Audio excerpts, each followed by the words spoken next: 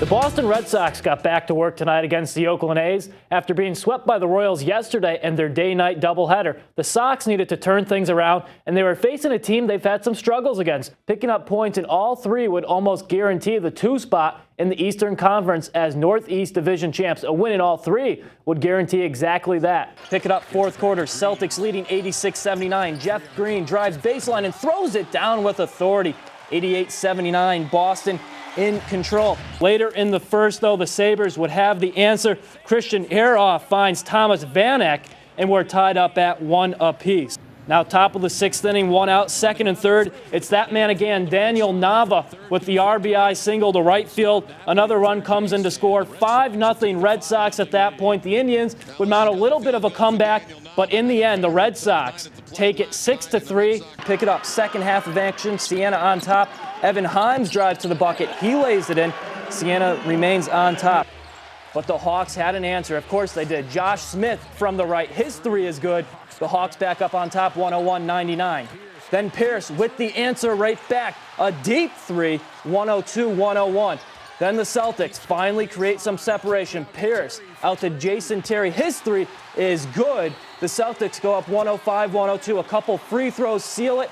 They win 107-102 in overtime. A big win for the Celtics, who continue to roll. But the Red Sox would come back, trailing 2-1 in the bottom of the 4th inning. Will Middlebrooks, a 3-run homer into the monster seats, his 5th home run of the season. 4-2 Red Sox at that point. 6-4 for the Sabres. The Boston crowd was starting to celebrate what they thought was a victory, but not so fast. Thomas Vanek throws it in front of the net. Corey Hodgson finds the back of the net. To Cleveland now, where the Red Sox continue their series with the Indians and look to extend their winning streak to 5 games. Last night, it was an impressive 7-2 win for the Sox. Tonight, looking to continue their display of Boston strength. After the game, the team salute the crowd. The Bruins do clinch a playoff spot, gaining the point tonight. A nice gesture by both teams there. We pick it up, no score, top of the 1st inning, bases loaded. Mike Napoli continues to swing a hot bat. He singles into right field. 2 runs coming to score, 2-0 Sox. Tonight was another big night for the Boston Bruins. Coming into today, the Bees had just 3 games left. Picking up points in all 3 would almost guarantee the 2 spot in the Eastern Conference as Northeast Division champs. A win in all 3 would guarantee exactly that. But the Bruins have had some major struggles of late, hosting the Lightning tonight. Early on, no score. Both teams get into a bit of a scuffle, and this seemed to fire up the Bruins. They've been playing pretty flat in the game, but after that, they had a bit of an edge. We pick it up now. Early second period, no score. Brad Marchand finds Dennis Seidenberg. He lights the lamp. Bruins go on top 1-0. Then, later in the second, with the Bruins still clinging to that 1-0 lead, watch this save by Tuukka Rask. Wow, what a save with the glove hand. We'll watch it one more time. The 2-on-1 for the Lightning, but Tuukka Rask says no, sir, sliding to his left, making the save. Then, just about a minute later, the Bruins extend their lead to 2-0. Gregory Campbell, cross-ice pass, finds Danny Paille. The Bruins would take that 2-0 lead. They go on to win by a final score of 2-0. They're currently tied atop the Northeast Division with the Montreal Canadiens, who won tonight as well. To the Sox now, hosting the Astros in the series opener. There's Clay Buchholz finding one lucky fan in the stands. That made his night. Big Poppy had a big night as well for the Red Sox. There's an RBI single for Ortiz there. Puts the Red Sox up 2-0. He'll advance to second on the errant throw from the Astros right fielder. Later on, more from Big Poppy, David Ortiz, with our score now 4-2. David Ortiz puts a drive into that one to deep center field, a solo home run, his first home run of the year. The Sox go on top 5-2. Also having a strong night tonight for the Red Sox, Clay Buchholz, brilliant once again. 7 2/3 innings, 6 hits, 2 runs, 10 Ks, and 2 walks. He picks up the win. He improves to 5-0 on the season. The Red Sox would go on to win 7-2. Daniel Bard back up with the big club, making his first appearance of 2013.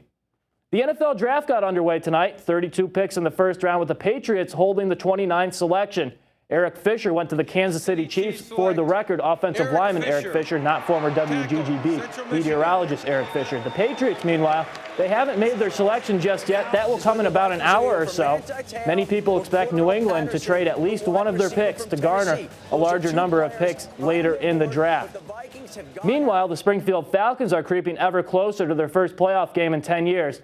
And the hope for the Falcons is that on Saturday and Sunday, when the Falcons play the Manchester Monarchs at the Mass Mutual Center in the first 2 games of their best-of-3 series, they will have a few more folks in the seats than they did during the regular season. People, as enthusiastic people as you can. By these guys putting the work in that they did and putting themselves in a position to make playoffs, I think it has sparked some excitement in the community. I think it's been a long time coming for this area. 10 years without playoffs is a real long time. So these guys have worked extremely hard, and the more bodies we can put in the stands and cheer these guys on, I know it certainly helps us. When we get a good crowd here, it's pretty loud and fans are passionate here. So I think it's going to be a fun experience, and I can't wait to see how everybody's going to be on Saturday and Sunday. The Falcons will open up that best-of-5 series this weekend, so be sure to head down and check out the Falcons as they make their first playoff appearance in 10 years. A few notes to wrap things up. Doc Rivers talks about Paul Pierce's ability to bring the Celtics back in their series against the Knicks. Said, quote, he's Paul Pierce, not Christopher Reeve. John Farrell says that Alfredo Acevedo's demotion to AAA is performance-based, and reports indicate that multiple teams are reaching out to the Patriots regarding backup quarterback Ryan Mallett. And Frozen Fenway in 2014 will feature a Notre Dame-Boston College matchup. That'll do it for sports on ABC 40. I'm Sam Dostler.